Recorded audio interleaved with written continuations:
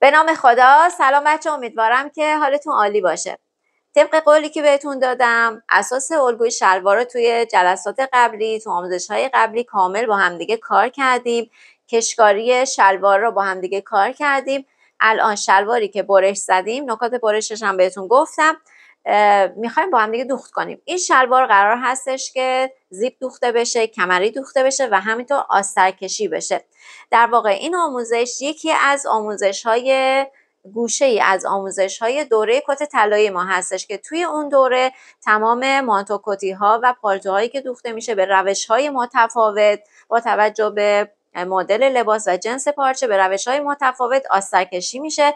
انواع جیب‌ها رو شما یاد میگیرید و همینطور دوخت چند مدل شلوار رو. حتی یک شلوار هم ما به روش مردانه دوخت کردیم که توی دوره کت طلایی شما میتونید اون رو داشته باشید. این آموزش هم گوشه‌ای از آموزش دوره کت طلایی هستش که با هم دیگه کار میکنیم به چه شکلی هستش. دقت کنید با توجه به جنس پارچه روش آسترکشی ما هم عوض میشه. الان این شمیز شلواری که من پوشیدم یکی از آموزش‌های دوره شمیز ما هستش که شلوارش به خاطر اینکه جنس کرپ حریره آسترکشیش کاملا متفاوته.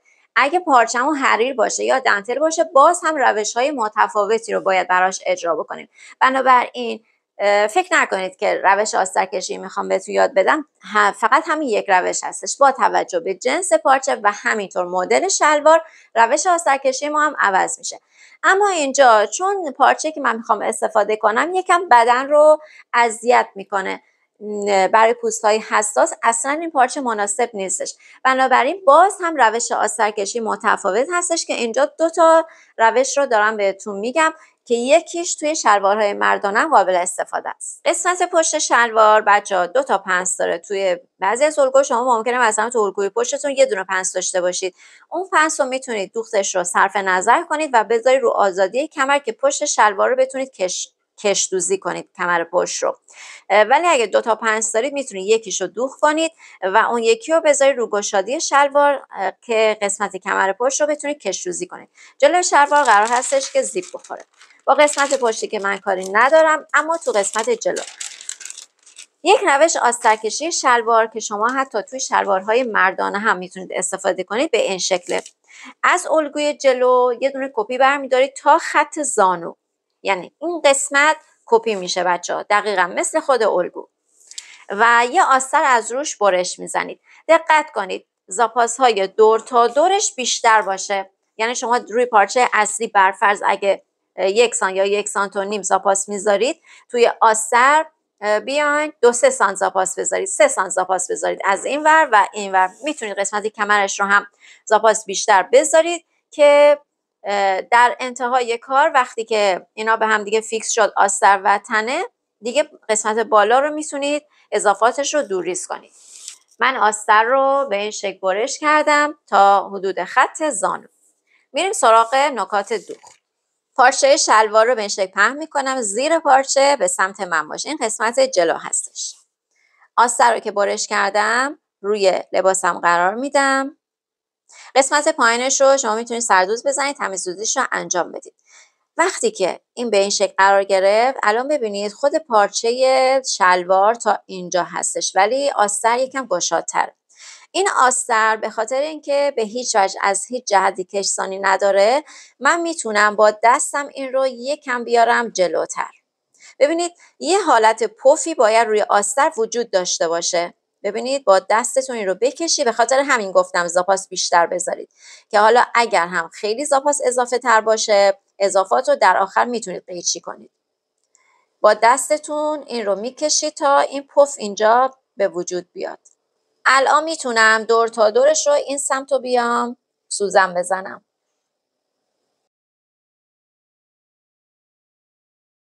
از اینجا هم شما میتونید یه کوچولو این رو هل بدید به سمت داخل شلوار. حالا خیلی هم نیاز نیست اینجا خیلی گشاد بشه. من این پف رو نیاز دارم اینجا.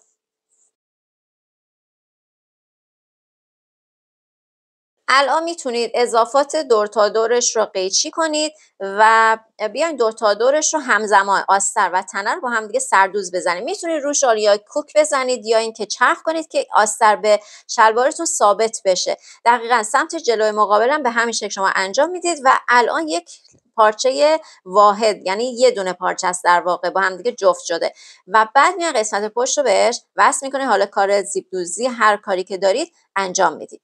اما من نمیخوام از این روش استفاده کنم. پنس قسمت جلو دوخته شده و قسمت پشتم یکی از پنس‌ها دوخته شده. به خاطر اینکه روش آسترکشی ما اینجا متفاوته، من تمام قسمت‌های درسای پهلو و داخل پا، تمام قسمت‌ها رو به غیر از کمری و همینطور دمپای شلوار همه رو اومدم سردوز زدم، قسمت‌های پشت و جلو. بعد از سردوز سعی کنید این قسمت‌ها رو اتو بزنید که این درس کاملا صاف بشه. برای دوخت زیپ اول میخوام زیپ رو دوخت کنم. برای دوخت زیپ من یک نواره اینجا آماده کردم. اندازه این نوار چقدر باید باشه؟ در واقع برگه زیپ هستش. ببینید بچه‌ها، ما اینجا یک برگه سرخود داشتیم دیگه. شما میتونید از اینجا برگه شروع میشه. شما میتونید این برگه رو 2 سانت پایین تر از همینجا اندازه بزنید تا بالا. از قسمت بالا میتونید که اضافه تر در نظر بگیرید، هیچ اشکالی نداره، اضافات در آخر دوریز میشه، ولی از اینجا میتونه 1-2 سانت پایین تر باشه و پهناش هم میتونه به اندازه 5 یا 6 سانتی متر باشه. اینجا دولای بسته هستش، این الان حدود 5-6 سانتی متر، وقتی باز میشه 5 سانتی ضرب در 2 میشه 10 سانتی متر. میتونید داخلش رو لایی هم بزنید، از لایی حریر میتونید استفاده کنید. بعد این رو دولا میکنید، اتو میزنید و لبه بیرونی کار رو بیاین سردوز یا تمیزدوزی انجام بدید. قسمت پایینش رو برای راحتی کار که بخواید سردوز بکنید میتونید به صورت هلال برش کنید. برای دوخت زیپ اول محل خط فاق جلو، دقیقاً اینجا ببینید بچه‌ها، اینجا خط اصلی فاق هستش. این یه تیکه برگه برای زیپه. با این برگه من کاری ندارم. خط فاق جلو رو روی پارچه‌تون علامت گذاری کردید. قسمت بالاش هم من اومدم با کلیپ مشخص کردم که کاملا مشخص باشه برام. میام این خط فاق رو اینجا علامت میزنم. این الان زیر پارچه من هستش. من میخوام زیپ رو طوری بدوزم زمانی که شلوار پوشیده میشه با دست چپم بیام اون رو بالا بکشم. حالا در آخر که وقتی زیپ دوخته شد کامل بهتون نشون میدم به چه شکلی میشه. بنابراین این میشه سمت چپ بدن، این میشه سمت راست بدن. الان زیر پارچه به سمت منه. این قسمتی که سمت چپه، خط فاق اینجا هستش. من براتون با صابون علامت زدم. اینجا رو از قسمت بالا به اندازه نیم سانتی متر میاید بیرونتر تا اینجایی که برگه زیپ تموم میشه، یعنی این قسمت اینجا براتون علامت زدم. تا اینجا صفر میکنید. این قسمت باید اتو بشه. ببینید اینجا من براتون علامت میزنم. این خط دومی اینجوری تا میشه و اتوکاریش رو میتونید انجام بدید. میتونید حتی بعد از دوخت زیر فاق شما بیاین این کار اتوکاری رو انجام بدید. اما سمت مقابل دیگه به این شکل نیستش. همون خط اصلی فاق تا اینجایی که انتهای این برگه هست شما میان این خط بالا رو اتو میزنید. این کارا رو که انجام دادید الان من میتونم قسمت فاق جلو رو دوخت کنم. بچه‌ها دوخت زیپ هم خودش روش‌های مختلف داره که شما توی دوره کت طلایی روش‌های مختلف رو، حتی روش مردانه دوزی هم شما یاد میگیرید. من میام قسمت فاق رو به این شکل رو هم دیگه قرار میدم. این علامت میتونه رو هم دیگه قرار بگیره و فقط قسمت فاق رو دوخت میکنم. زمانی که میخواین این قسمت فاق رو بدوزید زیر چرخ این رو یکم بکشید.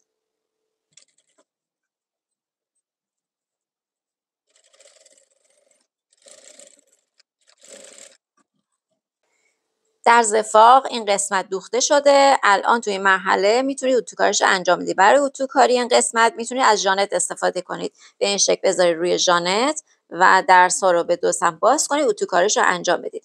قسمت محل زیپ رو اگه تو این مرحله اتو نزدید، نکاتی که بهتون گفتم میتونید برای اتوکاری این قسمت اجرا بکنید. فوق شلوار که دوخته شد، الان من دیگه میتونم زیپ رو به شلوار وصل کنم. دوخت زیپ بچه‌ها خودش روش‌های مختلف داره.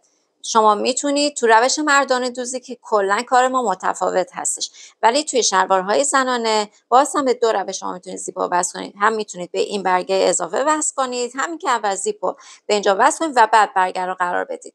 برای این کار من برای اینکه راحت تر بتونم بهتون نشون بدم، اول زیپ رو اینجا قرار میدم و بعد این برگه هم بهش اضافه میکنم. ببینید این الان روی پارچه من هستش، این سمت چپ بدن، اینم سمت راست بدن. این قسمت رو من بهتون گفتم که خط اتو رو طوری بندازید که اینجا اگه خط فاقد نیم سانت تو قسمت کمر بیاد بیرونتر خط اتو، یعنی شلوارتون آزادتر بشه تو این قسمت. توی این قسمت من باید زیپ رو طوری بدوزم که این دندونه هاش دقیقاً لب به لب با این قسمت باشه، یعنی شما از اینجا دندونه های زیپ رو بتونید ببینید. زیپ رو باز میکنم و طوری قرار میدم که ببینید بچه‌ها، میتونید زیپ رو طوری بذارید که این فلز رو شما ببینید از این پایین. این فلز از این قسمت دیده میشه و دندونه های زیپ هم مماس میشه با این لبه، یعنی شما از اینجا دندونه های زیپ رو میبینید. همینجا میام این رو سوزن میزنم.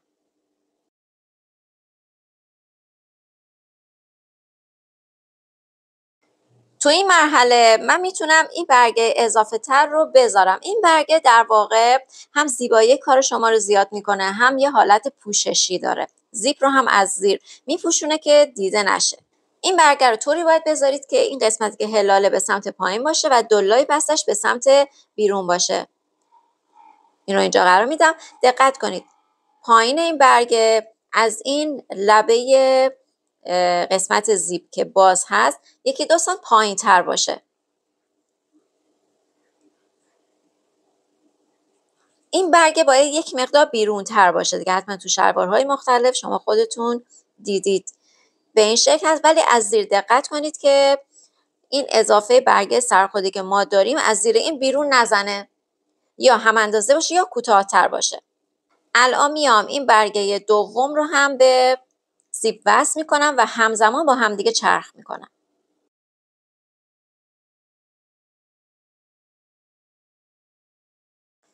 از پایه یک طرفه برای دوخت زیپ استفاده میکنید و از سمت پایین به سمت بالا میاد. میتونید اول سوزن رو بندازید داخل پارچه، همه چی رو میزان کنید و بعد دوختتون رو شروع کنید. ببینید بچه‌ها، یه جاهایی ممکن هستش که این سگک یا ماشین زیپ اجازه نده این قسمت پایه بیاد به سمت بالا. میتونید این رو ببندید تا یه جایی. ببینید این رو مثلا یکم میارم بالاتر، دوختم رو تا یه جایی انجام میدم و بعد دوباره این رو برمیگردم به سمت پایین، دوختم رو ادامه میدم.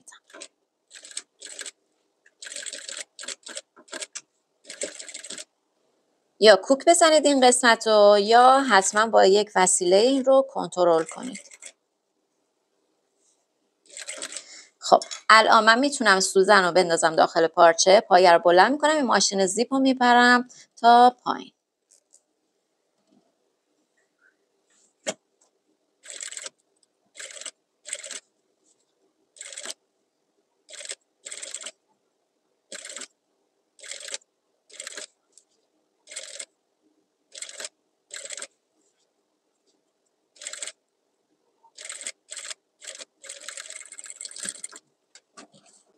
تو این مرحله من زیپ رو میبندم و باید زیپ رو به سمت مقابل شلوار هم دوختش رو انجام بدم.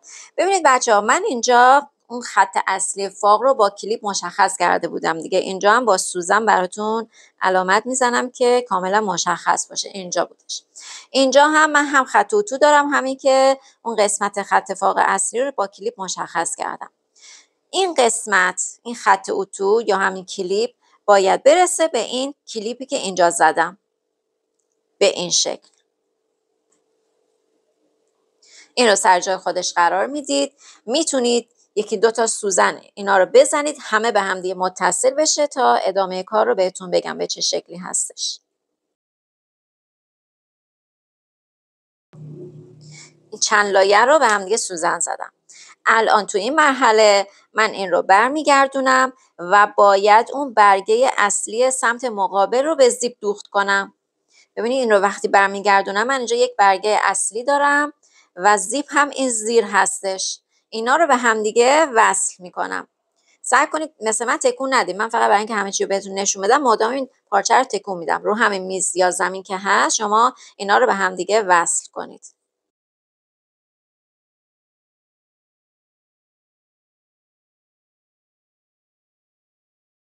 میتونید دیگه تو این مرحله زیپ رو بازش کنید.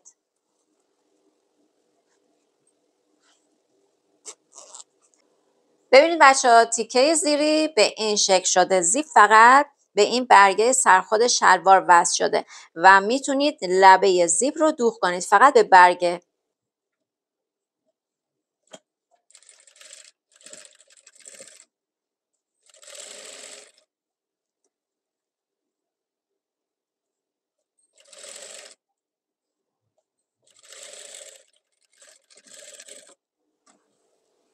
زیپ رو میبندم. با این روشی که من دوختم بچه‌ها زمانی که زیپ بسته میشه و شما شلوار میپوشید اینجوری باز میشه.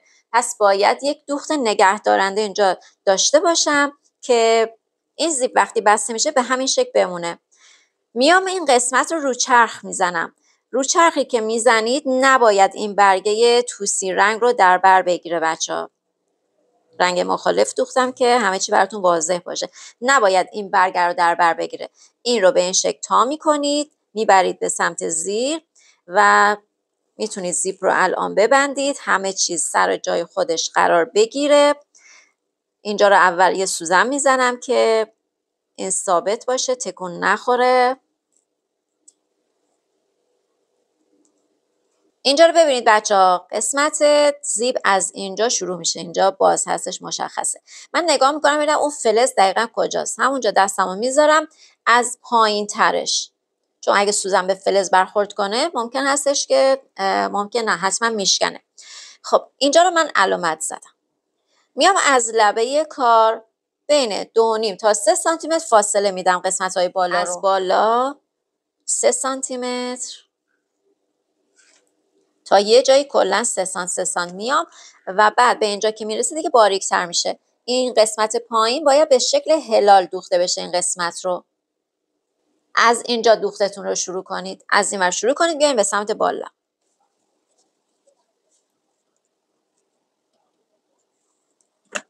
اول دوختم یه سرقائمی میزنم.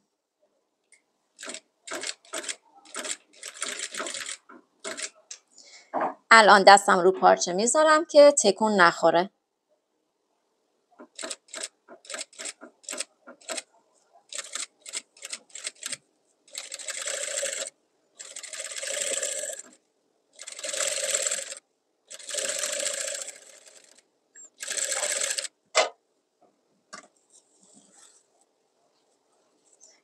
ببینید زیپی که دوختیم باید در نهایت یه همچین نتیجه رو به شما بده.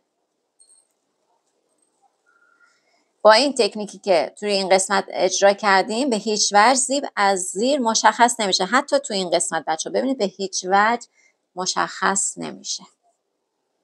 دوخت زیپ تموم شد. میتونید روش یه پارچه بذارید، یه اتو بزنید و بعد میریم سراغ قسمت پشت. قسمت پشت بچه‌ها نکته خاصی نداره. شما فقط فاق پشت رو روی همدیگه قرار بدید و دوختش رو انجام بدید. دقت کنید اون قسمت هایی که با توجه به نکات ویژگی اندامی که قبلا بهتون گفتم، اگه قسمت فاق نیاز به کشکاری داره، کشکاری که انجام دادید، این قسمت که میخواد دوخته بشه کامل زیر چرخ بکشیدش.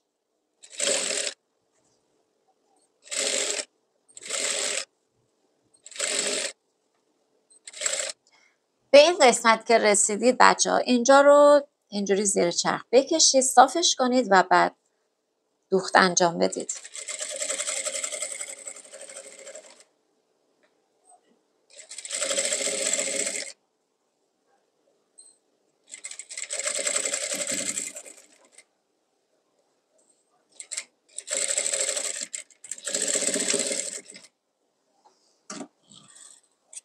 درز فاق رو میتونید بذارید روی ژانت و اتوکاریش رو انجام بدید. تو این مرحله من دیگه میتونم درس‌های پهلو و درس‌های داخل پا رو به همدیگه دوخت کنم. با این اضافه زیپ بچه‌ها فعلا هیچ کاری نداشته باشه، اجازه بدید همینجوری بمونه. رو به روی پارچه قرار میدم. قسمت جلو به این شکل پهن میشه، روی پارچه به سمت منه. قسمت پشتم طوری پهن میشه که روی پارچه به سمت روی پارچه قرار بگیره. میام اول درسای فاق رو روی همدیگه قرار میدم. بعد از اون قسمت زانو، خطهای زانو نقاط موازنه خیلی مهمی هستش. خطهای زانوی پشت و جلو رو همدیگه قرار میدم. نکته مهمی داره دوخت درز داخل پا که من این قسمت ها رو سوزن میزنم بهتون بگم. ببینید بچه ها، برای دوخت درز داخل پا شما یک بار از قسمت فا یه دوخت رفت و برگشت انجام میدید، دوخت میکنید تا دمپای شلوار. دوباره برمیگردید از سمت مقابل روی خط فاق رو یه دوخت رفت و برگشت انجام میدید، دوخت میکنید تا قسمت دمپای سمت مقابل شلوارتون. یعنی درز داخل پا توی 2 مرحله باید انجام بشه. به هیچ وجه توی یک مرحله ندوزید، از اینجا شروع کنید بیاین تا دمپای سمت مقابل تمامش کنید. اینجوری ممکنه درز داخل پا ایستایی بدی پیدا کنه. تو 2 مرحله از بالا به سمت پایین دوخت کنید. اتوکاری هم که دارین انجام میدید از بالا به سمت پایین اتوکاری کنید. درز پهلو هم به همین شکل از بالا به سمت پایین دوخت انجام میدید، از بالا هم به سمت پایین اتو کنید. درزها رو به 2 سمت باز کنید، زاپاس ها رو، و اتوکاریش رو انجام بدید. به این مرحله که رسید بعد نکات آسترکشی رو توی آموزش بعدی کامل و مفصل با هم دیگه کار میکنیم.